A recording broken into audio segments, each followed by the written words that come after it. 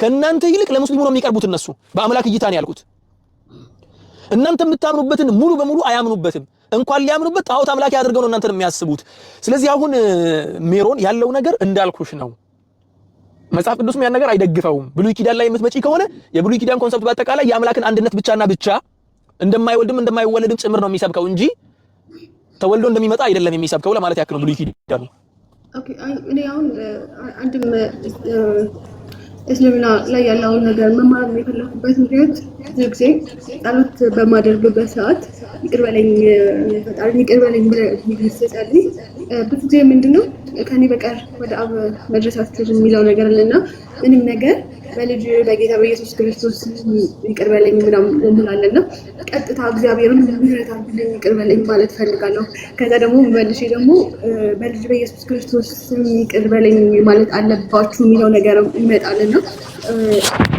ቀጥታ ለምን ፈጣሪ እንደዛ አይደለም የሚል ነገር ውስጤ ስላለ ነው እና ለዛ ነው በደንብ ማወቅ የፈለኩት አንድ አምላክ የሚለውን ነገር ውስጤ ስለሚፈልገው ቀጥታ እሱን ብቻ ማውራት ስለምፈልግ ማለት ነው እና ብዙ ነገር እየገባኝ ነው አመሰግናለሁ በነገራችን ላይ ከኔ በቀር የሚለው ነገር እኮ ሜሮን ላስረዳሽ ያንን ቀለል አድርጌ አንቺ በምትረጂው ነገር እሺ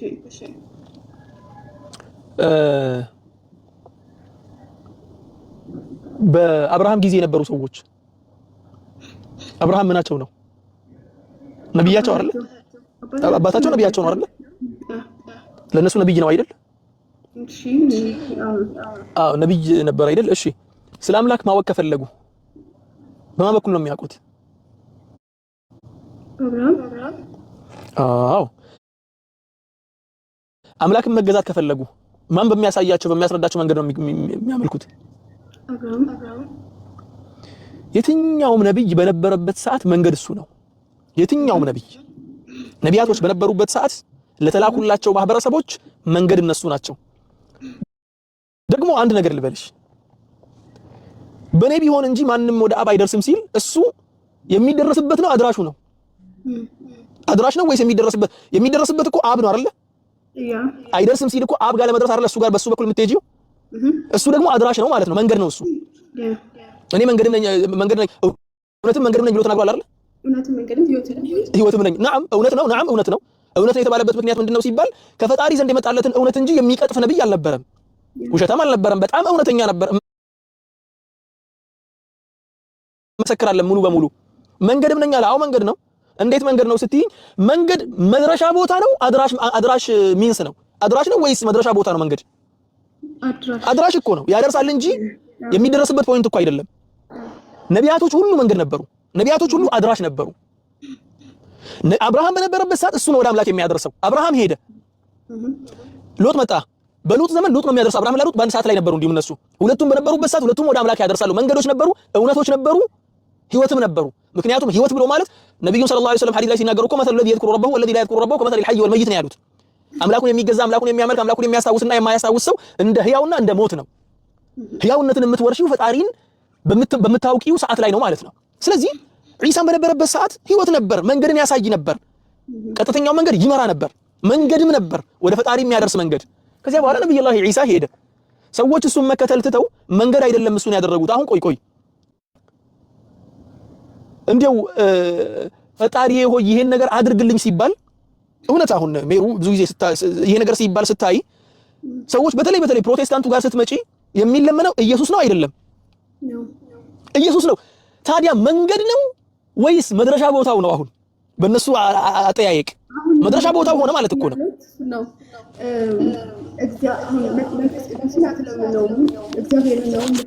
ኢየሱስን እና አንድ ነገር ፈለኩኝ በቃ ይሄ ነው ትልቁ ፖይንቴ አየር ላይ ነው የሚያስቀርሽ ይሄ አሁን አካሄዱ አየር ላይ ያስቀርሻል ከፈጣሪም ያወጣሻል ወደ ፍጡር እንድትይ ነው የሚያደርገውና ጥሩ የሚሆነው የልብም እርጋታ የሚገኘው ባይዘው በዚህኛው ውስጥ ነው የልብ እርጋታ የሚገኘው መች ነው ሲባል ልብ የሚፈልገው የፈጠረውን ፈጣሪ ነው የሚፈልገው ፍጡርን ማምለክ አይደለም ለፍጡር መገዛትን አይደለም ልብ የሚረጋው ትክክለኛ ፈጣሪውን ሲያመልክ ሲገዛለት ሲሰግድለት ነው እንጂ ወደሱ መንገድ ሊያሳይ የተላከ ሰው እንትን ለማለት አይደለም ስለዚህ አሁን እንዴው አንድ ነገር ልበልሽ የሆነ ፈተና አለ ተባልሽ ወይ ደግሞ የሆነ የሚሰጥ ብር አለ ለምሳሌ ያክል የሆነ የሚሰጥ ብር አለ ተባልሽ እዚያ የሚሰጥ ብር የሆነ አዳራሽ ውስጥ ነው የሚከፋፈለው። እዚያ አዳራሽ ሂዱ ተባላችሁና ወደ አዳራሹ መሄድ ጀመርሽ ወይ? ይሄ መንገዱ ራሱ እኮ ወደ አዳራሹ ያደርሳል። መንገዱ ራሱ በቃ መንገድ ነው። ይሄ መንገድ ነው። መንገዱ ራሱ ይበቃኛል ብለሽ መንገዱ ላይ ብትቆሚና ወደ አዳራሹ ባትገቢ፣ መንገዱ ላይ ብቻ መሄድን ስራሽ ብታደርጊ ብሩ ይሰጥሻል ወይስ አይሰጥሽም? መንገዱ ላይ ብቻ ማለት ይሰጥሻል። አልገባሽም? ወደ አዳራሹ ብሩ ይሰጥሻል የተባልሽው ወደ ቢሮ ወደ አዳራሹ ከገባሽ ብር ይሰጥሻል ነው። አንቺ ደግሞ መንገዱ ላይ ነው የቀረሽው። ብሩ ይሰጣል? አይሰጥሽም። እያልን ያለነው ይሄንን ነው። ኢየሱስ መንገድ ነው ከተባለ ነብይ ነው፣ መንገድን አድራሽ ነው። አሁን ደግሞ ኢየሱስን እያመለኩ ያሉት ነው አድራሹ አይደለም፣ አዳራሹን ያደረጉት ኢየሱስን። አዳራሽ ይሄ የሚፈለገው ፖይንት አደረጉት እና እሱን ማምለክ ጀመሩ፣ መንገድ ላይ እንደቀረሰው ነው። ስለዚህ ነገ ፈጣሪ ፊት ነው። አሁን ለምሳሌ ወላሂ ከክርስቲያኖች ጋር ሁሌ ይሄን ነገር መጠያየቅ ፈልጋለሁ። አሁን አንድ ነገር ልጠይቅሽ ሜሩ፣ ኢየሱስን አመለክሽው እንበል፣ እሱን እየተገዛሽ እየሰገድሽለት ሞትሽ።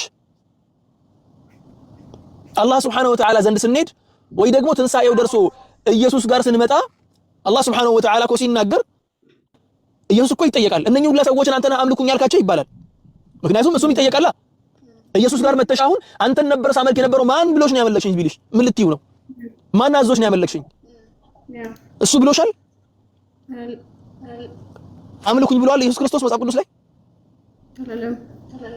አላለም። ብሉይ ኪዳንን በአጠቃላይ ብታገላብጭ የሚገርምሽ ነገር ሰው ነኝ የሚልበት ቦታ አለ። ብዙ ቦታዎች አሉ ሰው መሆኑን በግልጽ የሚያስቀምጡ። አምላክ ነው የሚል ኢየሱስ ክርስቶስን አንድም ቦታ ሳያሻማ አምላክ ነው የሚል የለም። እኔና አብ አንድ ነን የሚልበት ቦታ አለ። እኔና አብ አንድ ነን ታዲያ የዓላማ አንድነት ነዋ። ሙሉ ጥቅሱን ማንበብ እኮ ነው እሱኛው በጣም ቀላል ነው። እኔና አብ አንድ ነን ሲል የትኛውም መልእክተኛ ከሆነ ቦታ ተልኮ ሲመጣ አብን አሳየን ካልሽ አሁን ለምሳሌ አብን ማየት አትችሉም። ለምንድን ነው አብን የምትፈልጉት? እኔ አሁን ለምሳሌ ስለ ሲፋ ጉዳይ ቅድም ሳወራ ነበር፣ ስለ አላህ Subhanahu Wa Ta'ala ማንነት ማለት ነው። ስለ አላህ ማንነት ሳወራ አላህን ማንም ያየ ሰው የለም፣ ማንም ሊያይም አይችልም በዚህ ዱንያ ላይ ሳለ። አላህ ግን ስለሱ ነግሮናል። ስለ አላህ ማወቅ ከፈለግን ነቢያቶቹ መምጣታቸው ብቻ በቂ ነው። ስለዚህ እነኚህ ሰዎች አሁን ጠየቁት፣ በጥያቄ ለጥያቄ መልስ እኮ ነው የተሰጠው አይደል እንዴ? ኢየሱስን እኮ ጠየቁት አይደል? ሲጠይቁት መለሰላቸው። እኔና አብ አንድ ነን ያለበት ምክንያት በአምልኮ ነበር። በአምልኮ ነበር ሜሮ የላከውን ስለሚፈጽም ተቀበለ። አዎ የላከውን ዓላማውን ለመናገር ነው። አብ ማየት ለምን አስፈለገ? እኔና አብ አንድ ነን خلاص፣ የተላኩበትን ነገር ፈጽሙ ነው፣ የተላኩለትን ዓላማ ተግብሩ ነው። ስለዚህ ያን ያለው አሁን ነገ ፈጣሪ ፊት ስንቆም፣ አላህ ፊት ስንቆም እኛ ምን መልሰው መልሳለን? አላህ ተገዙኝ ብሏል። አዎ እንዴት ታዲያ አረጋግጣችሁ? ያንን የተናገረው አምላክ መሆኑን ቁርአን ላይ ሹፊ፣ ቁርአን ላይ የተናገረው አላህ መሆኑን አምላክ መሆኑን እንዴት አወቃችሁ? ቁርአንን በሁሉም ሚዛን መዘን ነው። በምን ሚዛን? የፈጣሪ ቃል አይጋጭም፣ ቁርአን አይጋጭም። አላህ ቁርአን ላይ በግልጽ አስቀምጦታልና ፈጣሪ ከሁሉም ነገር የነጻ አምላክ ነው። ይሄን ሁላ ነገሮችን ለቁርአን ለመጽሐፍ የሚቀመጥ ለፈጣሪ ቃል የሚቀመጡ መስፈርቶችን ሙሉ በሙሉ የሚያሟላ ቁርአን እንጂ አታገኝም። ባይደውይ ቁርአን እንጂ አታገኝም በእርግጠኝነት ማለት ነው። ተግባባን? ስለዚህ አሁን ቆይ ዩዘር እረተወኝ ደግሞ ማይክ አድርጌያለሁ እኮ ዛሬ እንዲህ የሚያስጮኸኝ ነገር አላውቅም። ለምዶብኝ እንጂ ወላሂ ማይክ አድርጌያለሁ። ተመልከቱ፣ ማይክ አለኝ። የምጮህበትን ምክንያት አላውቅም። ለምዶብኝ ነው። በቃ ይቅርታ አድርጉልኝ። እሺ ረጋ ብዬ አወራለሁ። ረጋ ብዬ ካወራው ደግሞ እንትን መሆን አልችልም፣ ስሜት ውስጥ መግባት አልችልም። እሺ ለማንኛውም ያለው ነገር ምንድነው? ነገ ፈጣሪ ፊት ቀረብን እንበል። ፈጣሪ ፊት ስንቀርብ ሁላችንም እንጠየቃለን። ኢየሱስን ለምን ተገዛሽ ብትባይ ማስረጃ አቅርቢ። አምልኩኝ ያለበት ቦታ አታቀርቢም። የለም። እኔ ደግሞ ያላመለክበት ቦታ ለምንድን ነው ያላመለከው ኢየሱስን ከተባለ አምልኩኝ ስላላለ አምላክ ነኝም ስላላለ ታላም خلاص ጨርሻለሁ። አምልኩኝ ስላላለ እኔ አልጠየቅበትም። አምልኩኝ ቢል ኖሮ ማን ነው አምልኩኝ ያለው? ኢየሱስ ነው አምልኩኝ ያለው። ለምንድን ነው ያለው? መጽሐፍ ውስጥ ትክክል ነው። ከዚያ በኋላ ወደ መጽሐፉ ትክክለኛነት ነው የምዞረው ማለት ነው። ወደ መጽሐፍ ጉዳይ ከዞርን ደግሞ መጽሐፍ ቅዱስንና ቁርአንን በሚል ኢንሻአላሁ ተዓላ እንትና አለ የሆነ ክርክር አለ። ጤና ይስጥልኝ። እንዴት ነህ? ምንድን ነው ያለው? እኔ ህግንና ነቢያትን ለመሻር የመጣሁ አይምሰላችሁ ልፈጽም እንጂ ለመሻር አልመጣሁምና። ምን ማለት ነው? ካሊ እኔ ህግና ነቢያትን ለመሻር የመጣሁ አይምሰላችሁ ልፈጽም እንጂ ለመሻር አልመጣሁም። ልፈጽም ማለት ህጉ የተነገሩ ህግጋቶች አሉ። ያንን አተምብልኝ ካሌብ፣ ያንተን ሐሳብ አጨምርበት። ይቅርታ አድርግልኝ። አይደለም ባይ ዘ ወይ ካሌብ አንድ ነገር አንዴ ገብተህ መጠየቅ ከጀመርክ ብዬ ነው እንጂ እየመለስኩልህ ያለሁት እዚህ ጋር ቁጭ ብለህ የምትጠይቅ ልጅ አይደለህም አንተ። ይቅርታ አድርግልኝ። ለምን እኔ ፐርሰናሊ ሄዳለክ? አይደለም ተሳዳቢ ልጅ ነህ፣ ስርዓት የለህም። እዚህ ቤት የሚገባ ሰው ስርዓት ያለው ሰው ብቻ ነው፣ ጨዋ ሰው ብቻ ነው እዚህ ቤት የሚገባው። ጥያቄውን ሲጠይቅ በስርዓት መልኩ መጠየቅ የሚችል ሰው ብቻ ነው የሚገባው። ስለዚህ የተጠቀሰውና የተከፈተውን ነገር ታነባለክ፣ ጸጥ ብለህ ማዳመጥ ብቻ ነው።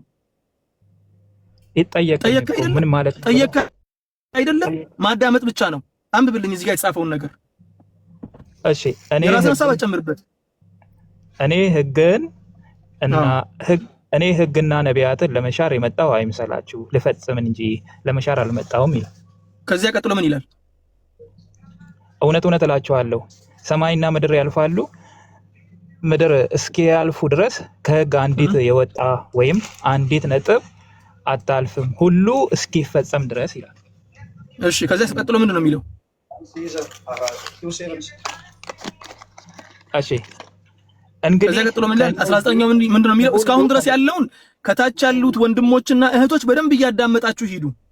እስካሁን ድረስ ምን አለ? እኔ ህግንና ነቢያትን ለመሻር የመጣሁ አይምሰላችሁ ልፈጽም እንጂ ለመሻር አልመጣሁም አለ። አንድ ሁለተኛ እውነት እላችኋለሁ ሰማይና ምድር እስኪያልፍ ድረስ ከህግ አንዲት ይውጣ ወይም አንዲት ነጥብ ከቶ አታልፍም፣ ሁሉ እስኪፈጸም ድረስ አለ። መልካም 19ኛው ላይ ደግሞ ምን አለ? እስኪ አስረግጦ ሲናገር እንግዲህ ከነዚህ ከሁሉ ካነሱት ትእዛዛት አለ አንዲቱን የሚሽር ለሰውም እንዲሁ የሚያስተምር ማንም ሰው በመንግስተ ሰማያት ከሁሉም ታናሽ ይባላል። የሚያደርግ ግን የሚያስተምር ማንም ቢሆን እርሱ በመንግስተ ሰማያት ታላቅ ይባላል። ምን ማለት ነው ካሌብ? አሁን ንገረኝ እስቲ ያንተን ሐሳብ። እሺ ቴንክ ዩ። የኔን ሐሳብ ስናገር እንዳትከለክለኝ ደግሞ ፐርሰናሊም እንዳትሄድብኝ። ከዚህ ንግግር የወጣን ነገር ከተናገር ከልክልሃለሁ። ምክንያቱም እዚህ ጋር ለማዳመጥ የመጣ ነው ያንተን ፐርሰናል ኦፒኒየን ሳይሆን መጽሐፉ የሚናገረውን ነገር ከመጽሐፉ አውድ ሳትወጣ እንድተረጉም ነው የምንፈልገው። ተግባባን? ከመጽሐፉ አውድ ወጥቼ ካስተማርኩኝ እንደምቀጣ መጽሐፉም ስለሚነግረኝ የለም ተው እሱን ተው፣ ችግር የለውም። በደንብ አድርገን ስለምናውቀው እሱን ተውና እዚህ ጋር የተጻፈውን ብቻ ተርጉምልኝ። እሺ እሱን ነው የተረጉምኩ ያለው። እሺ ክርስቶስ ምን አለ? ከህግ አንዲትም ቃል መቅረት የለባትም ማለት ምን እስኪፈጸም ሁሉ እስኪፈጸም ክርስቶስ እስኪፈጽመው ድረስ ማለት ነው። አላለም እስኪፈጽመው አላለም። አጨምርበት ያልኩ ለዚህ ነው ካሌብ። እባክህ እስኪፈጽም የሚለውን ክርስቶስ አላለም። ያላለውን ነገር አታምጣ እባክህ። አንዴ ይኸውልህ እኔ ህግና ነቢያትን ለመሻር የመጣው አይምሰላችሁ ልፈጽም። ኢየሱስ የመጣው ሊፈጽመው ነው የመጣው። ኢየሱስ ሊፈጽመው ከመጣ ቆይ ኢየሱስ ሊፈጽመው ከመጣ ኢየሱስ ሲያልፍ ሰማይና ምድር አልፎ ነበር? ቆይ አንዴ እየጠየኩህ እኮ ነው። ሰማይና ምድር አልፎ ነበር? አንዴ ጠየቀኝ እኮ ያንን አንተ አስረዳ። ከመጽሐፉ ሰዓት እያስረዳህ አይደለህማ፣ የራስህን ግላዊ ሐሳብ እየጨመርክበት ነው። ኢየሱስ ክርስቶስ መጥቶ በነበረበት ሰዓት እያዳመጥከኝ፣ መጥቶ በነበረበት ሰዓት ሰማይና ምድር አልፎ ነበር? አላለፈም። እውነት እላችኋለሁ ሰማይና ምድር እስኪያልፍ ድረስ ቤተክርስቲያን ላይ የተማርከው እንድታስተምረን እኮ አይደለም ካሌቡ። ለምንድን ነው በዚህ መልኩ የምታወራኝ? ስርዓት ያለውን ሰው በነገራችን ላይ ቅድም ልጅቷ እንዴት አድርጌ እንደማወራት አይተሃል ነው። አሁን እኔ ላይ የተቀየርክበትን ምክንያት እረዳለሁ፣ ችግር የለውም። ግን በስርዓት የምታወራ ከሆነ በስርዓት የምትጠይቅ ከሆነ በስርዓት ይነገርሃል። እስካሁን በስነ ስርዓት ተናደን እያወራኝ ያለው ተናደን እያወራ ያሉት ምክንያቱም በኢስላም ላይ የምትናገረው ነገር ስለማውቅ። ሲጀመር እዚህ ቤት መግባት አልነበረብህም። ባይደወይ ፈርተኸኛል። መግባት አልነበረብህም ሲጀመር ከስር መሰረቱ። ኡስታዝነትህ እዚህ ድረስ ነው ወንድሜ፣ እዚህ ድረስ ነው ኡስታዝነቴ። ኢስላምን እንደፈለክ እየተሳለክበት፣ በደንብ አድርገህ ስማኝ። ኢስላምን እንደፈለክ እየተሳለክበት መጥተህ ጨዋ አክት ማድረግ አትችልም። እኛ ጋር ተግባባን አይደለ? መጽሐፉን ክፈትልኝ ሁዱድ፣ ከታች ያሉት በደንብ አድርገው ይማሩበት። የማንም ስርዓት የሌለው ሰው እኛ ጋር እየመጣ አፉን መክፈት አይችልም፣ ቤታችን ላይ ማለት ነው። በደንብ አድርጋችሁ ስሙ።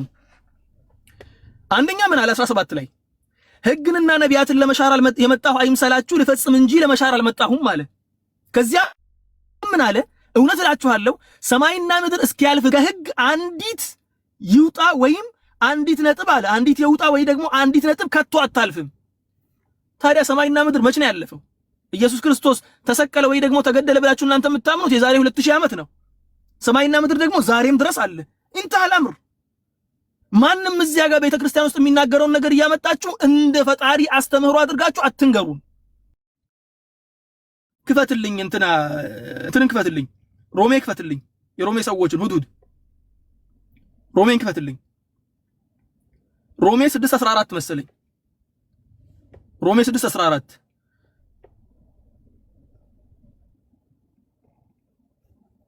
አትናገሩት። ተው አትጻፉለት። خلاص ጥያቄውን ጠየቀ አይደለ? በደንብ አድርገን እንመለስለታለን። ተው ጥያቄው ይመለስለት። ቁጭ ብሎ ያዳም ከስር ታብታብ እያደረግክ አዳምጥ። እሺ ምንድን ነው የሚለው? ይሄ እንትኑ በጸጋው ስር እንጂ እንትን የሚለው የት ጋር ነው?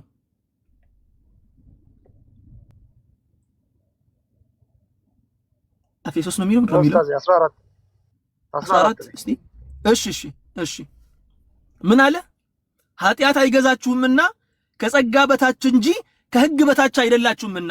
ኢየሱስ ክርስቶስ ምን ብሎ ነው ያስተማረው? ቅድም አስታውሱ። ቅድም ኢየሱስ ክርስቶስ ምን ብሎ ነው ያስተማረው? ሰማይና ምድር እስክታልፍ ድረስ ብሎ ነው ያስተማረው። እዚህ ጋር ደግሞ ጳውሎስ መጣና ኃጢአት አይገዛችሁምና አለ። እሺ ከዚያስ ከጸጋ በታች እንጂ ከሕግ በታች አይደላችሁም። ታዲያ ኢየሱስ ክርስቶስ እዚያ ጋር እንትን ያለውን እዚህ ጋር መጥቶ አልሻረውም? ሽሮታል። ይሄ ብቻ አይደለም ባይደወይ ኢየሱስ ክርስቶስ ተገርዟል አልተገረዘም፣ ለሱ ግርዛት ተብሎ ምላጭ ይፈለግለት ነበር ብሎ ባለፈው ቄሱ ሲናገር አልነበር እንዴ? መገረዝ በኢየሱስ ክርስቶስ ዘመን ኢየሱስ ክርስቶስ እንኳን አውግዞታል፣ አላወገዘውም፣ አላስቀረውም። ተግባባን? ወላኪን ወደ እንትና ስትመለሱ፣ ወደ ጳውሎስ ስትመለሱ ግን ገላትያ 5:2 ላይ ግርዛትን የከለከለበትን ቦታ ትመለከታላችሁ። የኢየሱስ ክርስቶስን አስተምሮ ተቃርኖ ማለት ነው። ስለዚህ ምን ልላችሁ ፈልጌ ነው፣ ስለ መጽሐፍ ቅዱስ ስንናገርና ስለ ጳውሎስ ጉዳይም አንስተን ስንናገር ያለ ማስረጃ አይደለም። ኢየሱስ ክርስቶስ ቅድም በተናገረው ንግግር ላይ አንዲትንም ሕግ ንሽር አልመጣሁም ብሎ ተናገረ። ከሕጎች መካከል ደግሞ ወደ መጽሐፍ ቅዱስ ብሉይ ኪዳን ብትመለሱና ብትመለከቱ የእስራኤል ሰዎች በጣም ብዙ ፖይንቶች ነበሯቸው፣ እነሱ ማድረግ የማይችሉ መብላት የማይችሉት ነገር ማለት ነው። ታብታብ አርከ ስለሆነ ታብታቡ ላይ በርታ ወገን። ከዚያ ጳውሎስ ደግሞ መጣና ምን ይላል? ሮሜ 14:20 ላይ ምን ይላል? ሮሜ 14:20 ላይ ነው ምንድነው እንትን የሚናገረው? ሮሜ 14:20 መሰለኝ። ቆሮንቶስ 10:25 ላይም አለ መሰለኝ ይሄ ነገር። ሮሜ 14:20 እስቲ ክፈትልኝ ሁድ 14:20 በአይሁድ ሕግ መሰረት በብሉይ ኪዳን ውስጥ ብዙ ሕጎች አሉ፣ የማይበሉ ነገሮች አሉ ማለት ነው። ሹፍ እዚህ ጋር ደግሞ መጣና ምን አለ ጳውሎስ ሮሜ ውስጥ ማለት ነው፣ በመብል ምክንያት የእግዚአብሔርን ሥራ አታፈርስ፣ ሁሉ ንጹህ ነው አለ። በመጠራጠር የተበላ እንደሆነ ግን ለዚያ ሰው ክፉ ነው። ማለትም ያገኘኸውን ብላ ነው፣ ትሉንም ምሉንም ማለት ነው። ስለዚህ ስለ ጳውሎስ መታችሁ አትነግሩንም። ጳውሎስን በደንብ አድርገን እናውቀዋለን። ጳውሎስ በዚህ መልኩ ነው ያስተማረው። ጳውሎስ መጽሐፍ ቅዱስ ላይ ኢየሱስ ያስተማረውን አስተምህሮ ቀይሯል ስንል በማስረጃ ነው። ተግባባን? አንድ ይሄ ነው። ሁለተኛ ነገር ደግሞ የሙስሊም ኡስታዞች ቤት ላይ ሞዴሬተር የሆናችሁ ወንድምና እህቶች አንድ መልእክት ላስቀምጥላችሁ። ቆሻሻ ስድብ የሚሳደቡ ልጆችን አታስገቡ። ተግባባን? ቆሻሻ የሆነ ስድብን የሚሳደቡ ሰዎች የነሱ ስራ ምን መሆን አለበት? ታብታብ ማድረግ፣ ማዳመጥ፣ መልስ ሲሰጥ መቃጠል ከታች ሆነው ማለት ነው እንጂ እዚህ ውስጥ ገብተው እንዲህ የተከበረ ቤት ወላሂ የሁሱ ቤት ማለት በጣም ትልቅ ቤት ነው ለኔ ማለት ነው። ብዙ ወንድሞች ለመማር የሚመጡበት ቤት ነው። ስርዓት ያለው ቤት ነው። ቤቱን አታስደፍሩ። የምታስገቡትን ሰዎች ለዩ ለማለት ያክል ነው። እኔ ወላሂ ሰላት አዛን ካለ ትንሽ ቆይቷል። ኢቃማ ራሱ እየተቃረበ ነው። ስንት ሰዓት ላይ ነው ኢቃማ? ኦ ላ ኢላሃ ኢላላህ ሰላም አለይኩም። خلاص ቀጥሉ። ወአለይኩም ሰላም ወራህመቱላሂ ቀጥሉ። አይ ከመውጣት በፊት የሆነ ጥቅስ አለ። ሁድ ክፈተውማ ዕብራውያን ምዕራፍ 7 ከቁጥር 18 ጀመረ። ዛህሩ አንቺ ቀጥይ፣ ጥቅሱን አንቺ ቀጥይ። እኔ ችግር የለውም ሞባይሉን እንትን አለም አልወጣም፣ እንትን ላይ አስቀምጬው እገባለሁ፣ መኪናው ውስጥ አስቀምጬው እገባለሁ። መርሐባ ክፈተው። ሁድ ዕብራውያን 7 18 أولم يرى الذين كفروا أن السماوات والأرض كانتا አንብበው። ሕጉ ምንም ፍጹም አላደረገምና ስለዚህም የምትደክም የማትጠቅምም ስለሆነች የቀደመች ትእዛዝ ተሽራለች፣ ወደ እግዚአብሔርም የምንቀርብበት የሚሻል ተስፋ ገብቶልናል። እሺ ምናልባት ይህንን ፖይንት ከሆነ ለማንሳት እንትን ያለችው ዝም ብዬ ላንሳው። እሺ ቅድም እንዳያችሁት ኢየሱስ ክርስቶስ ምን እያለ ሲናገር ነበረ? እኔ ሕግን ለመሻር አልመጣሁም እያለ ሕግን እንደማይሽር ሲናገር ነበር። ማቴዎስ ወንጌል ምዕራፍ 5 ቁጥር 17 ላይ አለ እኔ ሕግና ነብያትን ለመሻር የመጣሁ አይምሰላችሁ ልፈጽም እንጂ ለመሻር አልመጣሁኝም እያለ በግልጽ ሲናገር ነበር። ይሄው ከፍቶላችኋል። እኔ ሕግና ነብያትን ለመሻር የመጣሁ አይምሰላችሁ ልፈጽም እንጂ ለመሻር አልመጣሁም ብሎ ኢየሱስ ክርስቶስ በግልጽ እንደማይሻር ይናገራል ማለት ነው። ነገር ግን ወደ ጳውሎስ ግን ስንመለስ አሁን የተከፈተውም ጥቅስ አለ። ወደ ዕብራውያን ምዕራፍ 7 ቁጥር 18 ላይ ምን ይላል? ሕጉ ምንም ፍጹም አላደረገምና ስለዚህ የምትደክም የማትጠቅምም ስለሆነች የቀደመች ትእዛዝ ተሽራለች፣ ወደ እግዚአብሔርም የምንቀርብበት የሚሻል ተስፋ ገብቷልና እያለ ይናገራል ማለት ነው። ቅድም ኢየሱስ ምን እያለ ነበር? እኔ ሕግን ለመሻር የመጣሁ አይምሰላችሁ ልፈጽም እንጂ ለመሻር አልመጣሁኝም እያለ በግልጽ ሲናገር፣ ጳውሎስ ግን ሕጉ ፍጹም አላደረገም ስለዚህ የምትደክም የማትጠቅም ስለሆነች ይላል። እንግዲህ ልብ በሉ፣ ኢየሱስ ለመሻር አልመጣሁም ያለውን ሕግ አይሻርም ያለውን ሕግ ጳውሎስ መጥቶ እዚች ጋር የሚረባ አይደለም፣ ምንም የሚረባ ነገር አይደለም እያለ ይናገራል ማለት ነው። ወደ ሮሜ ሰዎች ምዕራፍ 7 ቁጥር 6 ደግሞ ክፈተውማ። ምዕራፍ 7 ቁጥር 6 ናችሁ ሰላም ነው አለን። ሙአዝ ሄደ እንደ ጥያቄ ነበረኝ። ሲመለስ ጠይቀዋለህ። እስከዛ ክርስቲያን ነህ? ያ ጥያቄ ነበረኝ ጠይቀው የገባሁት። በቃ ቀጥሉና በኋላ ቀጥላለሁ ሲመጣስ። እስከዛ እኛን ጠይቅ ካሱ እስኪመለስ ድረስ። የመቀበል እንትኑ አለሽ ልጠይቅሽ? ነገርኩህ እኮ እሱ ሲመጣ ትቀጥላለህ ጥያቄ ከነ እስከዛን ጠይቅህ። እኔ ጥያቄ አለ ክርስትና ላይ ጥያቄ አለኝ ነገር አለ። እኔ ልጠይቅሻ እንትኑ አቅሙ ካለሽ አይሰማክም እንዴ? ኪነ ነገርኩህ። ጥያቄ ከነሱ ሲመጣ ትጠይቃለህ። ከኔ ደግሞ ክርስትና ላይ የተፈጠረብኝ ጥያቄ አለና መልስልኝ አልኩህ። ጥያቄ መቀበል ትችያለሽ ወይስ አትችይም? አይመለከትክም እሱ እኮ። ከቻልሽ ልጠይቅሻ ወይ የገባሁት እኮ ልጠይቅ ነው። መስማት አትችልም? እስከዛ ልጠይቅህ ፈቃደኛ ከሆንክ በክርስትና ከማታፈቅበት ግዴታ ሙአዝ እኮ መሆን የለበትም ግዴታ። ሁሱ ቤት ነው አይደል ቤቱ። ስለዚህ ጠይቃለሁ ካልሽ ካዋራሽኝ ጠይቅሻለሁ። ኪና እየሰማክ አይደለም መሰለኝ። አይሰማክም? ጥያቄ የመቀበል ዊሊንግነሱ አለሽ? ጥያቄ የመቀበል ዊሊንግነሱ አለሽ? ሁሱ መጣ። እንደው ጥያቄ ምንድን ነው? እንዴት ነው ሁሱ? ጥያቄ ምንድን ነው? ደህና ነው ወይ? ላ አልሐምዱሊላህ። ተኝተህ ነው? እንደ ኢየሱስ ክርስቶስ ይተኛ ነበር አይደለ? አዎ አዎ። እንዴት ነህ? ደህና ነህ? አላ አልሐምዱሊላህ። እስኪ አንድ ሁለት ጥያቄዎችን ልጠይቅና ጥያቄ ምንድን ነው? የመጀመሪያው ጥያቄ ኢስላምን ማለት ለምሳሌ እኔ ኢስላምን ብቀበል ኢስላም ተቀብዬ በኢስላም ሃይማኖት ብሞት ምንድን ነው የማገኘው ነገር? ጀነት፣ የአላህ ስብሐነ ወተዓላ ግዴታ መጎናጸፍ፣ ከጀሃነም እሳት መዳን። እሱ ብቻ ነው? ማንኛውም ጸጋ ነገር ሁሉ ታገኛለህ። ይሄ ዋና ዋናው ነው። ዋናውንማ ተውከው እንጂ በደንብ ንገረኝ እንጂ አስረግጠህ። ለምሳሌ መጋባት ማግባት አለ? እሱ ዋና አይደለም። ዋናው ፈጣሪህን ያንን አንዱን አምላክ አላህ ስብሐነ ወተዓላ እርሱን ማየት፣ ድምፁን መስማት ከእርሱ ጋር እሱን ዋና አይደለም ማለት ነው። እያመሰገንክ እየቀደስክ አዳምጥን ዘለቅ እነዚህን ሁሉ በገነት ውስጥ ማግኘት። ከዚያ በኋላ ተጨማሪው ጸጋ ምንድነው ከተባለ በዛ በጀነት ውስጥ ደግሞ ሰው ነህና ሰዋዊ ጸጋዎችንም ታገኛለህ። ከዚያ በላይ ግን የአላህ ሱብሓነሁ ወተዓላ የፈጣሪህን ውዴታ መጎናጸፍ። ምንድነው የምታገኘው ጸጋ? መንፈሳዊ ጸጋ አለ የመጀመሪያ። ከዚያ በኋላ ስጋዊ ጸጋዎች አሉ። መንፈሳዊ ጸጋው ምንድነው? አታዳምጥም እንዴ? ውይይት እናድርገው ከምታቋርጠኝ ከሆነ ጥያቄው አላቋርጥም። ምን የጠየቅኩህ የምናገኘው ሽልማት ምንድነው ብዬ ነው። በእስልምናና በክርስትና ያለውን ገነት ልናይ ነው እኔና ኪና። ገብታችኋል? እስልምና ያለውን አሳየኝ።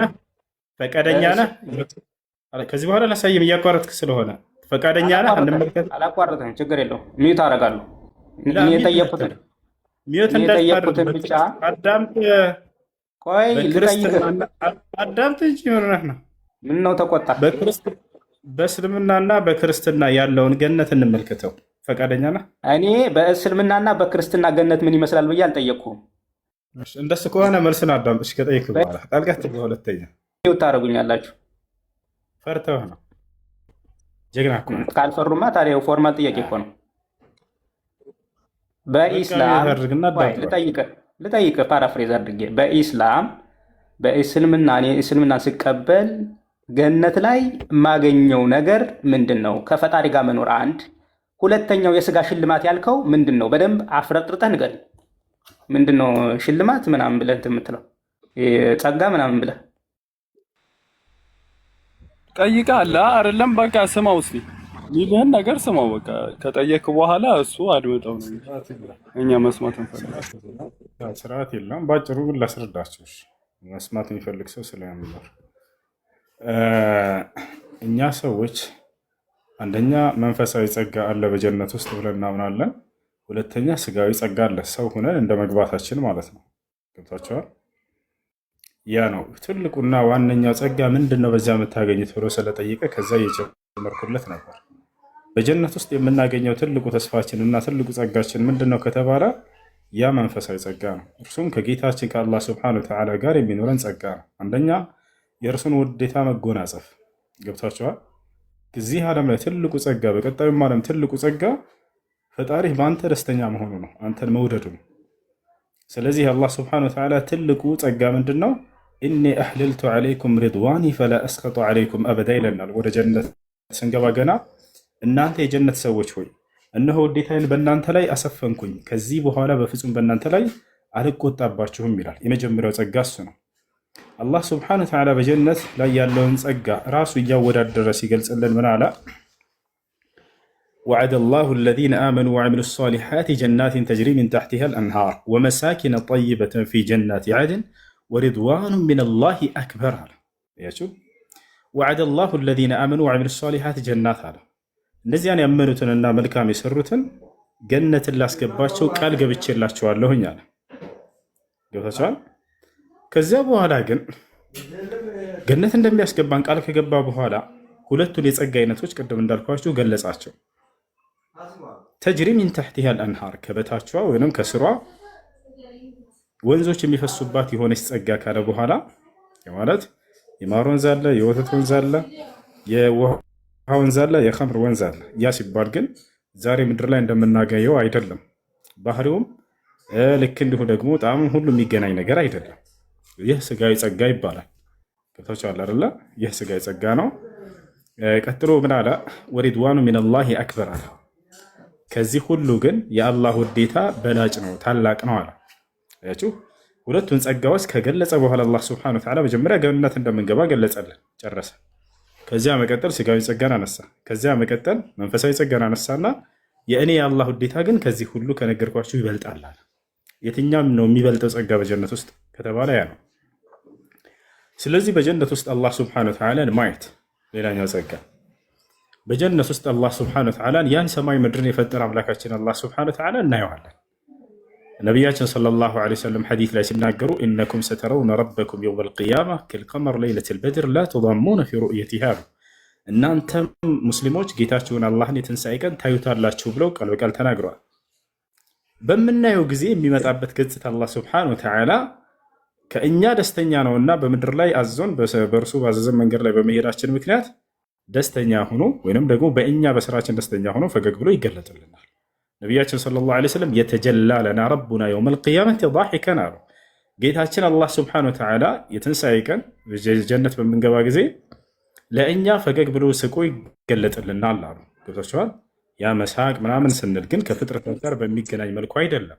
እርሱ ፈጣሪ ነውና ከፍጥረታት ጋር በፍጹም የሚመሳሰል አይደለም፣ በማንነቱም በምንነቱም። ግን ቃሉ የግዴታ እኛ በምንረዳው ነውና መነገር ያለበት መሳቅ ተብሎ ተገለጸ። ገብታችኋል አይደል? ያ ሁለተኛው ጸጋ ምንድን ነው አለን? አላህን ማየት። ሌላኛው የእርሱን ድምፅ መስማት። አላህ ሱብሓነሁ ወተዓላ ያናግረና ልንሰማዋለን። በምድር ላይ ለነቢያቶች ነው ይሄ ዕድል የተሰጠው። ከነቢያቶች መካከል የእርሱን ድምፅ እንዲሰሙ የተደረጉ አሉ። ገብታችኋል አይደል? ከነዚያ መካከል ነቢያችን ሰለላሁ ዐለይሂ ወሰለም፣ ሌላው ሙሳ ዐለይሂ ሰላም፣ ልክ እንዲሁ አደም። እነዚህ ሶስቶቹ አላህ ሱብሓነሁ ወተዓላ ድምፁን አሰምቷቸዋል። ሙሳ ዐለይሂ ሰላም ሰምቷል የአላህን ድምፅ። በሲና ተራራ ላይ አላህ ሱብሓነሁ ወተዓላ አናግሮታል። ወከለመ አላሁ ሙሳ ተክሊማ ይላል። እኔ ጌታ አላህ ሙሳን ማናገርን አናግሬዋለሁኝ ብሏል። በሌላ ቦታ ላይ ወለማ ጃአ ሙሳ ሊሚቃቲና ወከለመሁ ረቡህ ቃለ ረቢ አሪኒ አንዙር ኢለይክ ቃለ ለን ተራኒ ወላኪን እንዙር ኢለል ጀበል ፈኢን እስተቀረ መካነሁ ፈሰውፈ ተራኒ ፈለማ ተጀላ ረቡሁ ሊልጀበል ጀዐለሁ ደከን ወኸረ ሙሳ ሷዒቃ ፈለማ አፋቀ ቃለ ሱብሓነከ ቱብቱ ኢለይከ ወአነ አወሉል ሙእሚኒን ቃለ ያ ሙሳ ኢኒ እስጠፈይቱከ ዐለ ናሲ ቢሪሳላቲ ወቢከላሚ ፈኹዝ ማ አተይቱክ ወኩን ሚነ ሻኪሪን እያለ ይናገራል። ስለዚህ አላህ ሱብሓነሁ ወተዓላ ሙሳን እዚህ ቦታ ላይ በግልጽ እንዳናገረው ገልጾታል። ስለዚህ ያን ጸጋ በጀነት ውስጥ እናገኛለን፣ አላህን እንሰማለን። አራተኛው ጸጋ ምንድን ነው? ከአላህ ሱብሓነሁ ወተዓላ ጋር መንፈሳዊ ህይወታችን ይቀጥላል። እርሱም ምንድን ነው? እናመሰግነዋለን፣ እናወድሰዋለን፣ እንቀድሰዋለን። ሁሌ አላህን እያመሰገንን በጀነት ውስጥ የምንኖር ነን። አላህ ለዚህ ማስረጃ በቁርአን ላይ ሲናገር ደዕዋሁም ፊሃ ሱብሓነከ አላሁመ ወተሕየቱሁም ፊሃ ሰላም ወአኺሩ ደዕዋሁም አን አልሐምዱሊላሂ ረቢል ዓለሚን። በእርሷ ውስጥ ጥሪያቸውም አለ አላህ የጀነት ሰዎችን ጌታችን አምላካችን አላህ ጥራት ይገባ፣ ምስጋና ለአንተ ይገባ እያሉ በጀነት ውስጥ ይቆያሉ ብሏል። ሱብሓነከ አላሁመ አምላካችን አላህ ሆይ ጥራት ይገባ ከጉድለት ሁሉ እያለን በጀነት ውስጥ እርሱን እያወደስን እንቆያለን። ልክ እንዲሁ ቃሉ አልሐምዱሊላሂ አለዚ ሰደቀና ወዐደሁ ወአውረሰና አልአርድ ነተበወእ ሚነል ጀነቲ ሐይሱ ነሻእ። ጌታችን አምላካችን አላህ ምስጋና ይገባ እያለን በጀነት ውስጥ እያመሰገን ነው እያወደስ ነው የምንኖርበት ዓለም ነው። ይህ ነው። ሌላኛው ስጋዊ ጸጋ። ስጋዊ ጸጋ ሰው ሲነሳ ጊዜ በምን ነው የሚነሳው? በስጋ። እንደ ክርስትና ሰው ሲነሳ ጊዜ በምንድን ነው የሚነሳው? በስጋ ነው አይደለም? ነው። በጀነት ውስጥ ታዲያ ሰው ሚስት ሊኖረው ይገባል ወይ? አዎ ይገባል፣ በደንብ። እዚህ ጋር ነው ክርስትና ሌላ መንገድ ይዛ መታለች። አንጋባም በሰማይ ላይ ምናምን እንደ መላእክቶች እንሆናለን አይነት ነገር። እሺ እንደ መላእክት እንሆናለን አለ እንጂ ልብ በሉ፣ እዚህ ጋር መላእክት እንሆናለን አላለም። እንደ መላእክት እንሆናለን የሚለውን ቃል ይይዙና ስለዚህ መላእኮች አያገቡም እና እናገባም። ማን መላእክት ትሆናለህ አለ? ሲጀመር መላእክት ትሆናለህ አልተባልክም፣ እንደ ተብሎ ነው። ያ ማለት ከእነርሱ ጋር የሚያመሳስል ገጽታ ይዘህ ትገባለህ ነው። ገብታችኋል? መላእክቶች ለምሳሌ ምንድናቸው ከተባለ በዚያ ላይ ከእነርሱ ጋር የሚያመሳስልህ ገጽታ፣ አንድ ሰው ለምሳሌ እንደ ምሳሌ ስጣችሁ፣ ይሄ ሰው መላጣው እንደ ፀሐይ ያበራል ተባለ። ሰውየውን የግዴታ ፀሐይ አድርገን ልንጠብቀው ነው ማለት ነው? ላ አይደለም። ከፀሐይ ጋር የሚያመሳስል የሆነ ባህር ያለው ማለት ነው። ያበራል፣ ታበራለህ፣ አንተም መላጣህም ያበራል፣ ፀሐይም ያበራል። ነገር ግን ሁሉም ገጽታ እንደ ፀሐይ ነው ማለት አይደለም። ክብ ሰው እንዳትጠብቅ እንደ ፀሐይ ያበራል ከተባለ ገብቶሃል? ከእነርሱ ጋር ግን የሚያመሳስልህ ነገር አለ። አንደኛ ከመላእክቶች ጋር ታዲያ ምን የሚያመሳስለን ባህር ይኖራል በዚያ ከተባለ ሁልጊዜ ጻድቅ ሆነህ ትኖራለህ በገነት ውስጥ። መላእኮች ጻድቅ እንደሆኑ ሁሉ ኃጢአትን አትሰራም በዚያ ውስጥ፣ መላእክቶች ኃጢአትን እንደማይሰሩ ገብቶሃል? ለጌታህ ለአላህ ሱብሓነሁ ወተዓላ ሁልጊዜ ተገዥ ሆነህ ትኖራለህ። ልክ እንደዚያው እነርሱም ተገዥ እንደሆኑ ሁሉ መላእክቶች ማለት ነው። ከጌታቸው ጋር ባላቸው መንፈሳዊ ህይወት ከአላህ ጋር የተጣበቁ እንደሆኑ መላእክቶች አንተም በጀነት ውስጥ ልክ እንደዚያ ሆነህ ትኖራለህ። እንደ ምድራዊ ሆነ ህይወት በኃጢአት የምትኖርበት ዓለም አይሆንም እዚያ ማለት ነው። ዋናው ነገር እሱ ነው። ገብታችኋል አይደል? ያ ነው አይ እነሱ በተረዱት እስኪ እንረዳላቸው። እነሱ በተረዱት እንረዳ፣ ችግር የለም። እዚያ ስንገባ እንደ መልአክ ነው የምንሆነው። መልአክ አያገባምና እኛም አናገባም። ማን ነው መልአክ አያገባም ያለ? አዎ እንደ እስልምና ከሆነ መልአክ አያገባም። እንደ ክርስትና ግን መልአኮች ያገባሉ፣ ይወልዳሉ። አግብተዋል፣ ወልደዋል። ካላመናችሁ እውነት ይነግራቸዋል። እውነት አንድ የሚተናሳ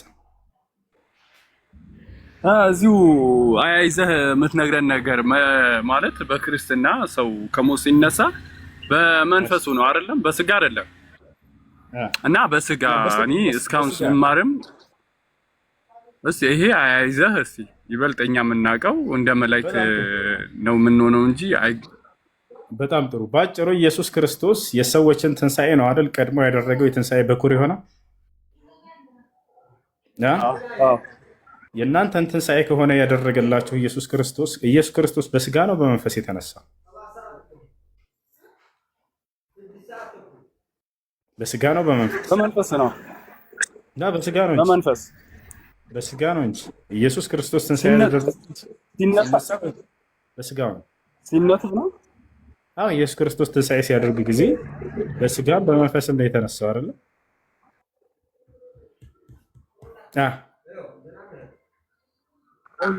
በሁለቱ ልጁ ያለ እውነትን ነው። ጳውሎስ በመንፈስ ነው የምንነሳው ብሎ ሸውዳቸዋል። ኢየሱስ ክርስቶስ ግን ሌላ ዓለም ነው። በቃ ኢየሱስ ክርስቶስ የተነሳው ግን በስጋው ነው የተነሳው። አየህ ሐዋርያቶች አይተህ ከሆነ በደንብ አስተውላችሁ ከሆነ ሙቷል የሚል ወሬ ስለሰሙ የሉም ነበር እነሱ በዚያ ሰዓት። ሙቷል የሚል ወሬ ስለሰሙ ከሞተ ደግሞ ሰው የሚነሳው በመንፈስ ነው የሚል አመለካከት እንዳላቸው እዛ አለ እንትናቸው ላይ ማለት እንደዛ ሀሳብ አላቸው። ስለዚህ ከሞተ በመንፈስ ነው መንፈስ ነው እንጂ ሊሆን የሚገባው ስጋ ሊሆን አይገባም ብለው ያስቡ ነበረ። ለዚያ ነው ቶማስ ያላመነው። መንፈስ አይደለሁም እዩ ባካችሁ እጄን ሲል የነበረው ኢየሱስ ክርስቶስ እነሱ ያሰቡት ነገር በቃ ሞቷልና ሲነሳ በመንፈስ ነውና ቢነሳው ስጋ ሆኖ መጥቶ ከተባለ ስህተት ነው ያላምንም አልቀበልም ማለት ቶማስ። ክርስቶስ ከዚያ ምን አደረገ? እዩት ባካችሁ በስጋ ነው የተነሳሁት፣ ያውና ስጋዬን ንካከፍ ካላመንካ ነው። ሲነካ ጊዜ አመነ። ከዚያ ኢየሱስ ክርስቶስ ምን አደረገ መሰለህ? እውነት አንድ የሚተናንሰው ኢየሱስ ክርስቶስ ምን አደረገ? ሰው የትንሣኤ ቀን ትንሣኤ ካደረገ በኋላ መብላት መጠጣት አለ ከትንሣኤ በኋላ የለም አይደል? የለም። ነገር ግን ኢየሱስ ክርስቶስ ከትንሣኤ በኋላ በልቷል፣ ጠጥቷል። አየህ አይደል? ትበላላችሁ፣ ትጠጣላችሁ የትንሣኤ ቀን። አሁንም ክርስቶስ እዚያ ቦታ ላይ ይሄንን ከተነሳ በኋላ ትንሣኤ ካደረገ በኋላ እንደነሱ እምነት ስጋ ስጡኝ ብሎ በልቷል። የአሳ ስጋ በልቷል አይደል? የአሳ ስጋ ድብን አድርጎ በማር ኢየሱስ ክርስቶስ በልቷል። ስለዚህ ሰው ከትንሣኤ በኋላ እንደሚበላም ከዚያ መረዳት ትችላላችሁ። ግን እዚያ ቦታ ላይ በደንብ ላስተዋለ ሰው ኢየሱስ ክርስቶስ ተገድሏል፣ ተሰቅሏል፣ ሙቷል ላሉበት ነገር ስህተት እንደሆነ መልስ እየሰጣቸው ነበር። ሙቼ እንትን ብዬ በነበር እናንተ እንደምታስቡት በመንፈስ ልነሳ እችል ነበር፣ ግን አልሞትኩም፣ አልተገደልኩም፣ ያውና በላለሁ እጠጣለሁ እያለ ያንን ሊያሳያቸው ፈልጎ እንጂ መብላትና መጠጣት አምሮት አይደለም። የአሳ ስጋና ማር ስጡኝ አላቸው። ገብታችኋል አይደል? ነገር ግን እርሱ በፍጹም እንዳልሞተ እንዳልተገደለ ሊያስረዳቸው ነው። እውነት ነው ኢየሱስ ክርስቶስ ብሏቸዋል የሚለውን ብንቀበል፣ ለምሳሌ የሰው ልጅ ልክ እንደ ነቢዩ ዮናስ ከምድር በታች ለ3 ቀንና ለ3 ሌሊት ቆይቶ ይመጣል ብሎ ነግሯቸዋል። የግዴታ እዚያ ቦታ ላይ ተገድሎ ተሰቅሎ ምናምን መሆን አይጠበቅበትም። እንደ ነቢዩ ዮናስ ነው ያለው። ነቢዩ ዮናስ ሞቷል አልሞተም? ጀማ አሳ ነባሪ ውስጥ እስኪ መልሱ። ነቢዩ ዮናስ እውነት ሞቷል አልሞተም? ኢየሱስ ክርስቶስ ማነው? ነቢዩ ዮናስ በአሳ ነባሪ ውስጥ ሞቷል አልሞተም? ዩኑስ ዓለይሂ ሰላም ሞቷል እንዴ? ኢየሱስ ክርስቶስን ምልክት እንሻለን ስጠን ባሉት ጊዜ አይሁዶች የሰው ልጅ አላቸው፣ ራሱን የሰው ልጅ የሚለው ልክ እንደ ነቢዩ ዮናስ ለ3 ቀንና ለ3 ሌሊት ቆይቶ ይመጣል አላቸው። ገብታችኋል? ሙቶ ምናምን ይመጣል አላላቸውም። እንደ ነቢዩ ዮናስ ብሎ ራሱን በነቢዩ ዮናስ መሰለ። ትንቢተ ዮናስ ላይ ቀጥታ ሄደህ ከምዕራፍ 1 ከቁጥር 1 ጀምረህ ስታነባው ዮናስ አልሞተም በፍጹም። ነገር ግን በአሳ ነባሪ ውስጥ ሆኖ ሁሉ ይጸልይ ነበረ ይላል። የሞት አካል ይጸልያል? አይጸልይም። ስለዚህ ኢየሱስ ክርስቶስ ለ3 ቀንና ለ3 ሌሊት ከጠላቶቹ ተሰውሮ ዳግም እንደሚመጣ እየነገራቸው እንጂ ሌላ አይደለም። ገብቶሃል? ይህ አይደለም። ራሱን በነቢዩ ዮናስ ገልጿልና እንዳጠቃላይ ከሞት በኋላ ትንሣኤ ከተደረገ በኋላ መብላት አለ፣ መጠጣት አለ። በክርስትና ራሱ ያው ኢየሱስ ክርስቶስ አድርጎታል። እንደናንተ እምነት ሙቶ ተነስቶልና ካላችሁ ያ ትንሣኤ ሰዎችን ትንሣኤ ነው ቀድሞ ያደረገልን ካላችሁ ስትነሱ ጊዜ አንደኛ በመንፈስ ብቻ አይደለም በስጋ ነው። ስጋዊ ጸጋም አለ ወይ? አዎ ስጋዊ ጸጋ አለ፣ መብላት መጠጣት አለ። ያ ነው። አይ እንደ መላእክት ነው የምንሆነው በሚለውን ከሄድን ራሱ መላእክቶች እንደ ክርስትና ይጋባሉ፣ ይዋለዳሉ። እንደ እስልምና አላ እንደዛ የሚባል ነገር የለም። መላእክቶችን በሴት ራሱ በተገለጸው ጊዜ አላህ ስብሐነሁ ወተዓላ ስህተት እንደሆነ አውግዞታል በቁርአን ላይ ወጀዐሉ ልመላኢከተ አለዚነ ሁም ዒባዱ ረሕማን ኢናታ አሸሂዱ ኸልቀሁም ሰቱክተቡ ሸሃደቱሁም ወይስአሉን አለ። የእኔን እነዚያን ባሪያዎች መላእክቶችን ሴቶች ያደረጓቸው፣ ስለዚህ ምስክራቸውም ይጠይቃሉ እያለ ሴት ናቸው የሚለውን አላህ ስብሐነሁ ወተዓላ አውግዞታል። ይህ ነው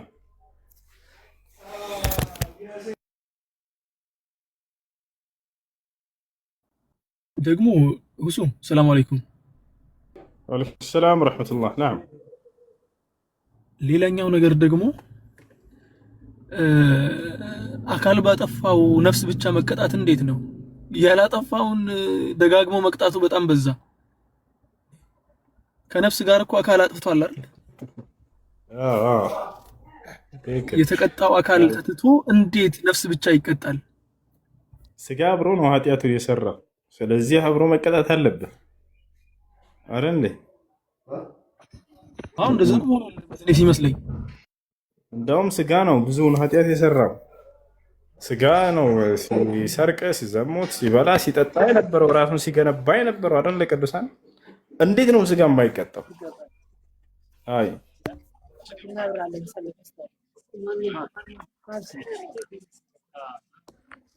ኡስታዝ ሰላም አለይኩም፣ ጥያቄ መጠየቅ ይችላል?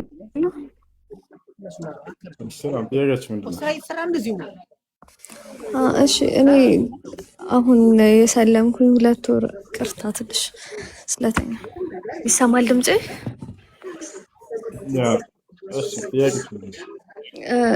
እና እኔ አሁን በቅርብ ላይ የሰለምኩኝ እና ያው የምኖረው ቤተሰብ ጋር ነው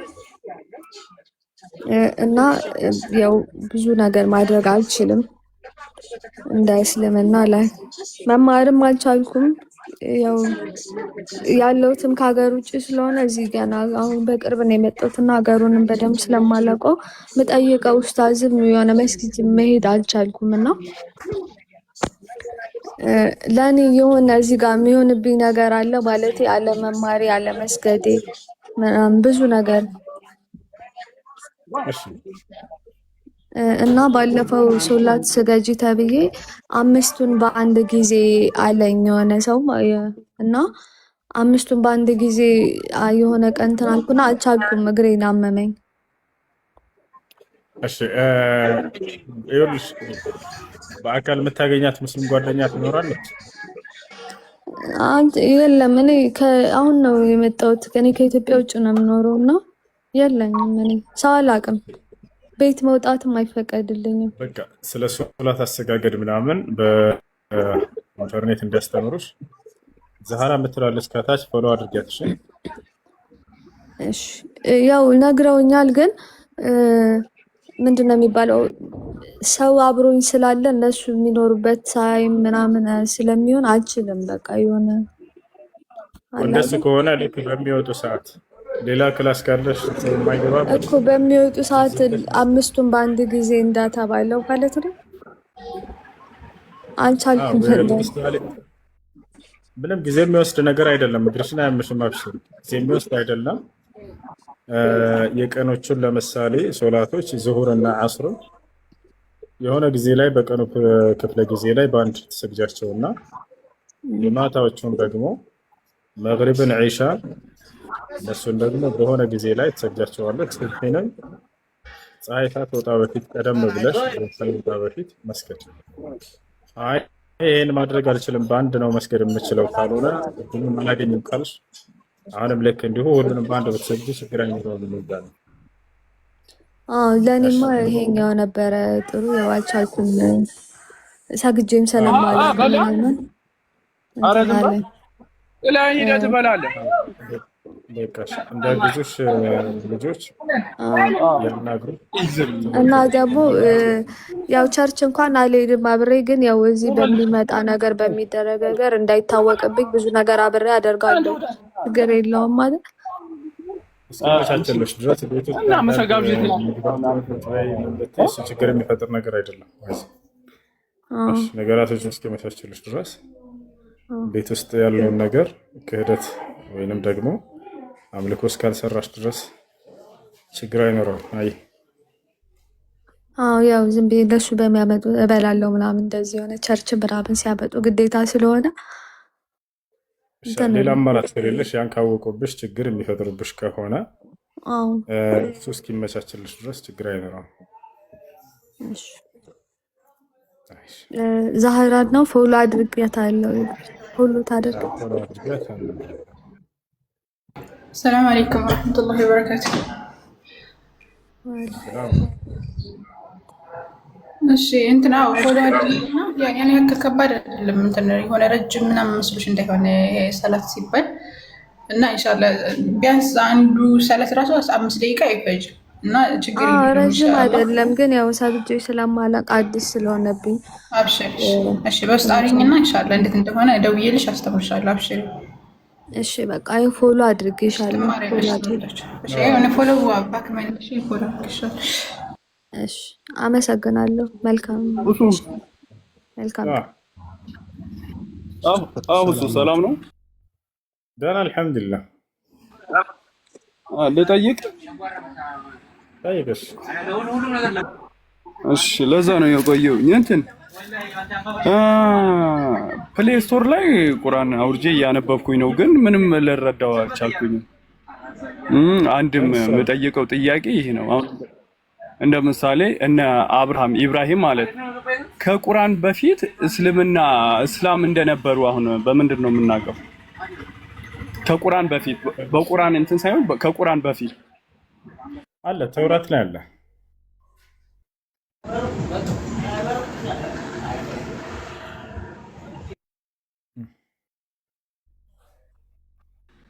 ተውራት ላይ አለ፣ በቁርአን ውስጥ አለ አንብቤ ያለው ተውራት። እሺ ተውራቱ አሁን ከየት ነው የመጣው? ቁርአን ከመሐመድ በጅብሪል አማካኝነት እንደመጣ አውቃለሁ። ተውራትስ እንዴት ነው የመጣው? ተውራት ከአላህ ሱብሓነሁ ወተዓላ ዘንድ ነው። ግን ሰዎች ዛሬ ላይ አንዳንድ የራሳቸውን ሀሳቦች ምናምን ቀላቅለውባቸዋል እንጂ አለ በውስጡ ላይ ሐቅም አለ፣ ባጢልም አለ፣ እውነትም አለ፣ ሐሰትም አለ።